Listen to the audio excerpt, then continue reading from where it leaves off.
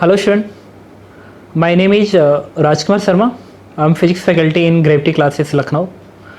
I am author of Riddle Solution and today I am going to discuss JEE Mains 2020 first shift paper from question number 6. Okay तो देखिए ये question number 6 जो है वो young double slit experiment पे based है और इस क्वेश्चन को मैं इजी कैटेगरी में रखूँगा कि इसमें डेटा ज़्यादा दिया है बट क्वेश्चन बहुत ही इजी है। इस क्वेश्चन में कह रहा है कि स्लिट S1 S2 की बीच की दूरी स्मॉल डी है and this one is 1 mm। Screen और स्लिट की बीच की दूरी कैपिटल डी है and this is 1 metre. The wavelength use in light is 632 nanometres and Y distance पे 1.270 mm पे ब्राइट फ्रिंज फॉर्म हुआ है। तो क्वेश्चन कह रहा है कि इस पॉइंट पे जो ये लाइट वेव आ रही है और ये जो लाइट वेव आ रही है इसका पाथ डिफरेंस कितना है। ओके तो देखिए इस पॉइंट पी पे जो पाथ डिफरेंस होगा तो इस लाइट वेव S2P S1P का जो पाथ डिफरेंस आएगा this is delta x. Okay and this is delta x is S2P minus S1P और हम जानते हैं कि इसकी वैल्यू होती है d साइन थीटा। ओके और this theta is very very small. If this theta is very very small then you can write sin theta is approximate tan theta. Okay then we can write delta x is d and sin theta is approximate tan theta, then this is tan theta. Okay now in this triangle tan theta is y upon capital D. Now we can write here d y upon capital D. Okay अब इसमें हमको क्या करना है, value place करना है। तो question में स्मॉल d की वैल्यू है this is 1 mm. Now 1 mm is 10 power minus 3 and y is given in question is 1.27 mm. So 1.27 mm and this is 10 power minus 3 and whole divided by capital D is 1 meters. Now this value is 1.27 into 10 power minus 6 meters and this is 1.27 micrometer and this is answers. Okay तो इसके बाद मैं next question discuss कर रहा हूँ।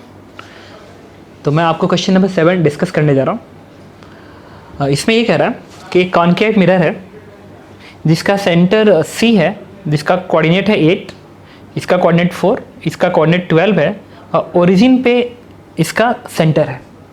एक object को 8 और 12 के बीच में रखा गया है। तो क्वेश्चन ये पूछ रहा है कि इस ऑब्जेक्ट का नेचर कैसा होगा। ठीक है तो देखिए इसके लिए सबसे पहले मैंने क्या किया कि अगर इसका सेंटर 8 है इसका मतलब रेडियस ऑफ कर्वेचर 8 के बराबर है। तो रेडियस ऑफ कर्वेचर 8 है तो मैंने उसको 2f मान लिया। तो 2f मान लिया radius of curvature and this is centre और जो फोकस होगा वो f होगा और फोकस कहाँ पे होगा 4 पे होगा। क्यों? क्योंकि जो फोकस होता है इट इज़ r/2। ओके तो r 8 के बराबर है तो ये फोकस हो गया और जो भी ऑब्जेक्ट है आपका वो सेंटर ऑफ कर्वेचर के इस साइड में है। तो सेंटर ऑफ कर्वेचर 2f है इसके इस साइड में, तो ऑब्जेक्ट यहाँ पे है मतलब ऑब्जेक्ट 2f और इन्फिनिटी के बीच में रखा हुआ है। तो क्वेश्चन ये पूछ रहा है कि इसका इमेज कहाँ फॉर्म होगा। तो हम ऑलरेडी जानते हैं कि अगर ऑब्जेक्ट 2f और इन्फिनिटी के बीच में है तो उसका जो इमेज होता है वो 2f और f के बीच में बनता है, रियल होता है, इन्वर्टेड होता है और डिमिनिश्ड साइज का होता है।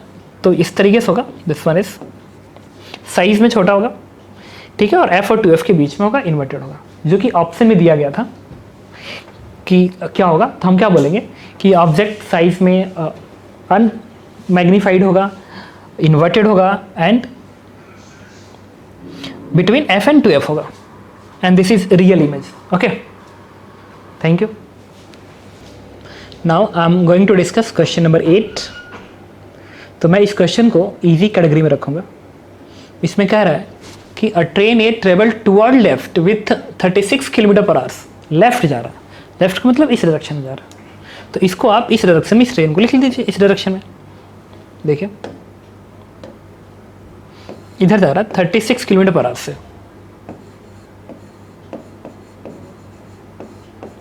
तो मैंने इसको मीटर पर सेकेंड में चेंज कर लिया, उसके लिए 5/18 का हेल्प लूँगा। Now this value is 10 metre पर सेकेंड। तो मैं इसको लिख लिया the velocity of train A is in vector form में मैं लिख सकता हूँ -10 i कैप। क्यों? क्योंकि ट्रेन इस डायरेक्शन में जा रहा है और जो पर्सन है आगे की लाइन लिख रहा है the train B toward right with speed of 72 kilometre पर आवर्स। तो जो ट्रेन बी है वो इस डायरेक्शन में जा रहा है 72 किलोमीटर पर आवर्स। नाउ मैंने इसको मीटर पर सेकंड में चेंज किया 5/18 के हेल्प से, तो ये आएगा 5/18। तो मैं यहाँ पे कैलकुलेशन कर लूँ 72 इंटू 5/18, दिस इज 20 मीटर पर सेकेंड। अब मैं इसको वेक्टर फॉर्म में लिख रहा हूँ, the velocity of train B is 20 I cap. क्यों? क्योंकि ट्रेन इस डायरेक्शन में जा रहा था। अगले में कह रहा है कि a man move with the speed of 1.8 kilometre per hour towards right with respect to train A. Train A में बैठा एक पर्सन है जो कि राइट डायरेक्शन में जा रहा है, राइट डायरेक्शन में। तो ऐसे लिखेंगे, पर्सन की speed with respect to train A is कितना है 1.8 किलोमीटर पर आवर्स। तो इसको मैंने मीटर पर सेकंड में चेंज किया, तो 1.8 into 5/18, now this value is 0.5 I cap. Okay, तो पूछ रहा है find the velocity of man with respect to train B. तो इस पर्सन की वेलोसिटी आपको निकालना है ट्रेन बी के रिस्पेक्ट में। तो सबसे पहले मैं क्या करूँगा कि इस पर्सन की वेलोसिटी कैलकुलेट कर लूँ ग्राउंड फ्रेम में। ट्रेन की वेलोसिटी ग्राउंड फ्रेम में है ही है, एक बार दोनों की वेलोसिटी ग्राउंड फ्रेम में आ गई, आप उसको सब्ट्रैक्ट कर दीजिए, आपको आंसर मिल जाएगा। तो मैंने क्या किया, velocity of person ground frame में लिखना है, तो इसको इसमें ऐड कर देंगे। तो ये ऐड करेंगे, तो जब इसमें ऐड करेंगे तो वैल्यू आएगी -9.5 आई कैप। रिपीट कर रहा हूँ, this is -10 I cap and this is 0.5 I cap. ये वैल्यू इतनी आ गई। और ये ट्रेन बी की वेलोसिटी है। अब कह रहा है कि इस पर्सन की वेलोसिटी ट्रेन बी के रिस्पेक्ट में बताइए। तो कुछ और नहीं करना है आपको, इस वेलोसिटी में से इसको सब्ट्रैक्ट करना पड़ेगा। मतलब आपको निकालना है पर्सन की वेलोसिटी ट्रेन बी के रिस्पेक्ट में। नाउ इसमें इसको माइनस करिए, तो -9.5 I cap and -20 I cap. Now value is -29.5 I cap.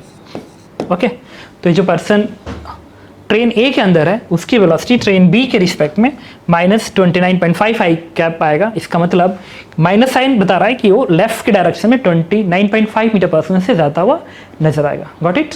Thank you. तो मैं आपको क्वेश्चन नंबर 9 डिस्कस करने जा रहा हूँ। ये जो क्वेश्चन है वो एक इजी कैटेगरी में है और ये मॉडर्न फिजिक्स के अंदर फोटो इलेक्ट्रिक इफेक्ट का क्वेश्चन है। इसमें कह रहा है कि when wavelength lambda is use stopping potential is V0। तो ये एक मेटल सरफेस है, ये एक मेटल सरफेस है, इस पे जो लाइट पड़ रही है अगर इसका वेवलेंथ लैम्डा है तो स्टॉपिंग पोटेंशियल V0 के बराबर है। जो इलेक्ट्रॉन निकल रहा है उसके लिए स्टॉपिंग पोटेंशियल V0 है। फिर कह रहा है कि if wavelength use is 3 lambda then stopping potential V0/4। मतलब अगर इस मेटल पे जो लाइट पड़ रही है इसका वेवलेंथ 3 लैम्डा है तो जो इलेक्ट्रॉन इमिशन हो रहा है उसके करस्पॉन्डिंग स्टॉपिंग पोटेंशियल V0/4 है। तो कह रहा है कि अगर उस लाइट जिसका थ्रेशोल्ड वेवलेंथ n लैम्डा है देन फाइंड n। ओके, तो मैंने क्या किया, क्योंकि इस मेटल पे लाइट वेवलेंथ लैम्डा की पड़ रही है, तो जो वर्क इस पे जो इक्वेशन आप लिखेंगे स्टॉपिंग पोटेंशियल V0 है, तो क्या लिखेंगे, एनर्जी इक्वेशन आप लिखेंगे E into stopping potential Vs equals to hc/λ energy of 1 photon minus work function. तो मैं इसका यूज़ कर रहा हूँ। तो स्टॉपिंग पोटेंशियल V0 है, वैल्यू प्लेस करो, तो इससे क्या आएगा E into V0 is equals to hc/λ minus work function. Equation number 1। Now जब आप 3 लैम्डा का वेवलेंथ यूज़ कर रहे हो तो स्टॉपिंग पोटेंशियल V0/4 है, then energy is maximum kinetic energy of photo electron is E V0/4 and this is equal to hc/3 lambda minus work function. Equation number 2। अब इस दोनों इक्वेशन को सॉल्व करेंगे। सॉल्व करने के बाद आपको जो वर्क फंक्शन की वैल्यू आती है this is hc/9 lambda. Simplify करेंगे तो अब देखिए इस वर्क फंक्शन को ही लिखा जाता है hc/λ थ्रेशोल्ड।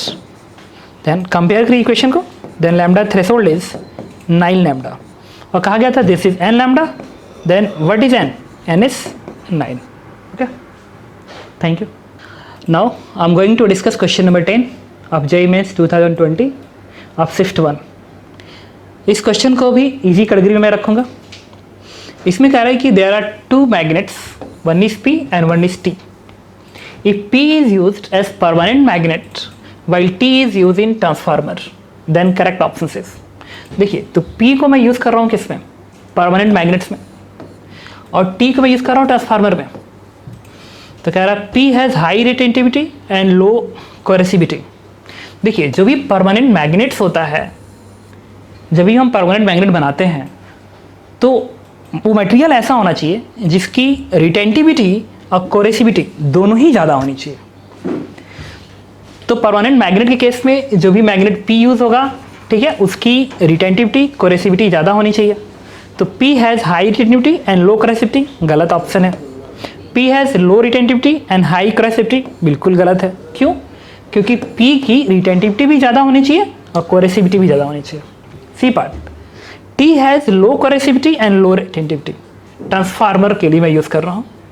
तो ट्रांसफार्मर में जो भी हम मैग्नेट यूज़ करते हैं वो ऐसा होना चाहिए, मैग्नेट कर रहा हूँ, जो भी मटेरियल हम यूज़ करते हैं वो ऐसा होना चाहिए कि उसकी रिटेंटिविटी लो है, ताकि उसमें जब करंट जाए और मैग्नीफाई हुए तो जैसे ही करंट हटे वो तुरंत डीमैग्नेटाइज हो जाए। तो उसकी रिटेंटिविटी कम से कम होनी चाहिए। सिमिलरली उसकी कोरेसिविटी भी कम से कम होनी चाहिए। तो T has low coercivity and low retentivity, तो दिस इज करेक्ट ऑप्शन। और T हैज़ हाई, ये रॉन्ग ऑप्शन है। Okay, thank you.